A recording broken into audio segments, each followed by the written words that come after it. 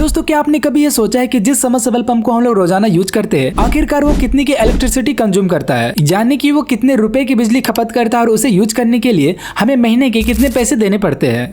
वैसे देखा जाए तो ये काफी कॉमन सी चीज है और ज्यादातर लोगों को ये पता ही होगा। पर आज हम लोग सिर्फ यही नहीं, ये भी जानने वाले हैं कि वोल्ट, एम्पियर, वाट वगैरह क्या होता है और ज्यादा खतरा हमें किससे होता है, वोल्टेज से या फिर एम्पियर से। आइए पहले समझते हैं कि ये जो वोल्ट, एम्पियर और जो वाट हमें सुनने को मिलता है, आखिरकार ये होता क्या है। तो यहाँ पे हम लोग ज्यादा सब्जेक्टिव समझने की कोशिश नहीं करेंगे, ज्यादा हम लोग प्रैक्टिकल तौर पे समझेंगे कि आखिर ये चीजें होती क्या है। दोस्तों दुनिया में जितनी भी चीजें एग्जिस्ट करती है, चाहे वो वर्चुअली हो या फिर रियल में हो, उन सभी चीजों का माप तोल किया जा सकता है। जैसे हम किसी दुकान से चीनी को खरीदते हैं तो हम लोग किलो के दर से खरीदते हैं, या फिर दूध खरीदते हैं तो लीटर की दर से खरीदते हैं, या फिर हम जब किसी की फ्रीक्वेंसी को नापते हैं तो हम लोग गीगाहर्ट्ज या फिर मेगाहर्ट्ज में नापते हैं। अब ये सभी चीजें एक तरह से एक मेजरमेंट यूनिट है और इसी तरह वोल्ट, एम्पियर और जो वाट है वो भी एक यूनिट ही है जो कि इलेक्ट्रिसिटी के मेजरमेंट यूनिट के तौर पे हम लोग यूज में लाते हैं। आइए इसे एक उदाहरण के तौर पे समझने की कोशिश करते हैं। तो जैसा कि हम सभी को पता है कि इलेक्ट्रिसिटी को ट्रैवल करने के लिए एक कंडक्टर की जरूरत पड़ती है जो कि हम लोग वायर के रूप में यूज करते हैं। अब वोल्ट, एम्पियर और वाट को अच्छे से समझने के लिए हम लोग इस कंडक्टर को एक पाइप के रूप में देखेंगे और इस पाइप के थ्रू हम लोग पानी का फ्लो करवाएंगे और उस पानी को हम लोग इलेक्ट्रिसिटी के रूप में देखेंगे और इस पानी का फ्लो हम लोग पॉइंट ए से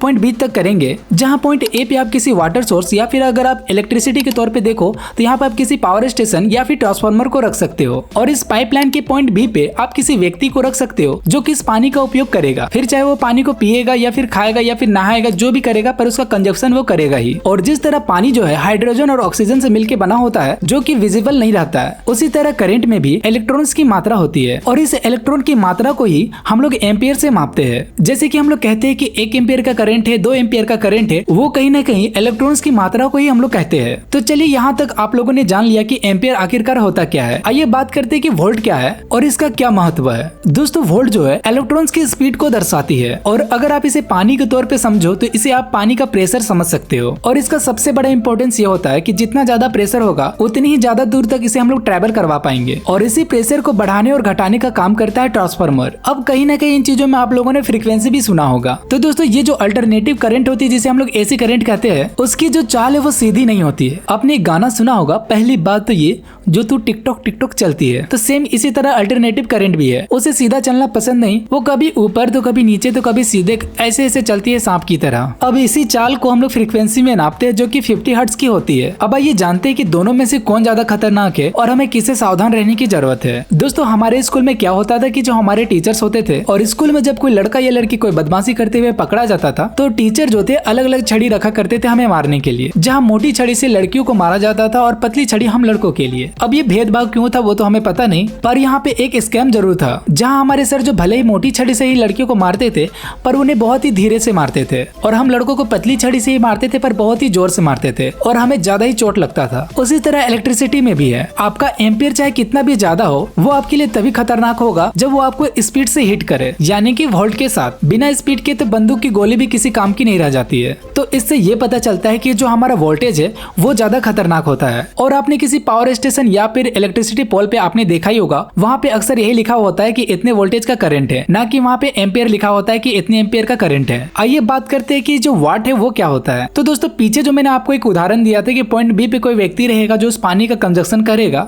तो उस पानी की खपत करने की जो मात्रा है वो हम लोग वाट में कंसीडर करते हैं। अब मान लिया जाए कि इलेक्ट्रिसिटी के रूप में उस व्यक्ति को 1 लीटर पानी दिया गया। अब वो 1 घंटे में उस 1 लीटर का पानी का यूज कहाँ पे कैसे करेगा उसी का मेजरमेंट हम लोग वाट से करते हैं। और वाट का यूज कहीं कहीं पे हॉर्स पावर के तौर पे भी किया जाता है क्योंकि दोनों जो है एक ही चीज है। पुराने समय में क्या होता था कि जितने भी हाई टॉर्क मैकेनिकल वर्क होते थे उनको ज्यादातर घोड़ों की मदद से करवाया जाता था, जिसकी तुलना आधुनिक जमाने में मैकेनिकल मशीन से किया जाने लगा। जैसे हम लोग जब कहते हैं कि 5 HP का मोटर है, 10 HP का मोटर है, तो उसका कहने का मतलब ये है कि उसमें कितने घोड़ों की शक्ति है और एक घोड़े की शक्ति यानी कि 1 HP में तकरीबन 746 वाट होता है। अब सारी चीजें हमारी क्लियर हो चुकी है कि वाट क्या है, एम्पियर क्या है, वोल्टेज क्या है। आइए अब जानते हैं कि कितना HP का मोटर कितने रुपए की बिजली खाता है। इसे कैलकुलेट करने के लिए हमें सबसे पहले मोटर का वाट का पता होना काफी ज्यादा जरूरी है कि वो कितना वाट कंज्यूम करता है। अगर फिर भी आपको वाट का पता ना हो तो जितने HP का मोटर है उससे आपको 746 से गुना कर देना है। जैसे अगर मान लिया जाए कि आपके यहाँ 1.5 HP का मोटर है तो उसके वाट को निकालने के लिए आपको 746 से 1.5 को गुना करना पड़ेगा, जो कि तकरीबन 1120 वाट होता है। अब बिजली बिल जो है हमारा वो यूनिट पे आता है। इसका सीधा मतलब ये है कि अगर आपके घर में 100 वाट के 10 बल्ब है और वो 10 बल्ब को आपने 1 घंटे के लिए ऑन करके रखा है तो उसका पावर कंजप्शन 1 किलोवाट आवर होगा। यानी कि सिंपल भाषा में समझे तो 1000 वाट को अगर आप 1 घंटे में कंज्यूम करोगे तो आपका 1 यूनिट होता है। अब मान लीजिए कि 1.5 HP के पंप को आप रोजाना 40 मिनट यूज करते हो, यानी सुबह 20 मिनट और शाम को 20 मिनट, तो महीने के ये 1200 मिनट होते हैं और इसे घंटे में कन्वर्ट करने पे ये 20 घंटे होते हैं। तो सबसे पहले वाट आवर को कैलकुलेट करने के लिए आपको कंज्यूमिंग टाइम को मोटर की पावर रेटिंग से गुना करना पड़ेगा। जैसे कि 1.5 HP का मोटर का जो पावर रेटिंग था वो 1120 वाट था और इसको 20 से गुना करने पे 22,400 वाट आवर होता है और इससे यूनिट निकालने के लिए हमें इसे 1000 से भाग देना पड़ेगा, जो कि यूनिट्स पे 22.4 यूनिट्स होता है। अब इस फिगर को अपने स्टेट के पर यूनिट चार्ज से आपको गुना कर देना है। जैसे कि हमारे झारखंड में 8 रुपया 60 पैसे चल रहे हैं, तो इसे जब हम लोग गुना करते हैं तो 192 रुपया 64 पैसे होते हैं। तो दोस्तों अगर 1.5 HP के मोटर को रोजाना 40 मिनट यूज किया जाए तो महीने के तकरीबन 192 रुपये का बिल उसका आता है। और यहाँ सिर्फ मोटर ही नहीं, आप किसी भी इलेक्ट्रिसिटी से चलने वाली चीजों का कैलकुलेशन ऐसे निकाल सकते हो। तो उम्मीद करते हैं कि आपको ये वीडियो अच्छे से समझ आ गई होगी। अगर फिर भी आपका कोई डाउट हो तो आप हमें नीचे कमेंट बॉक्स में पूछ सकते हो। बाकी ये वीडियो आपको कैसा लगा नीचे कमेंट बॉक्स में बताना ना भूले। और यहाँ तक वीडियो देखने के लिए आप सभी का बहुत बहुत धन्यवाद। मिलते हैं किसी और वीडियो में किसी नए टॉपिक के साथ, तब तक के लिए जय हिंद, जय भारत।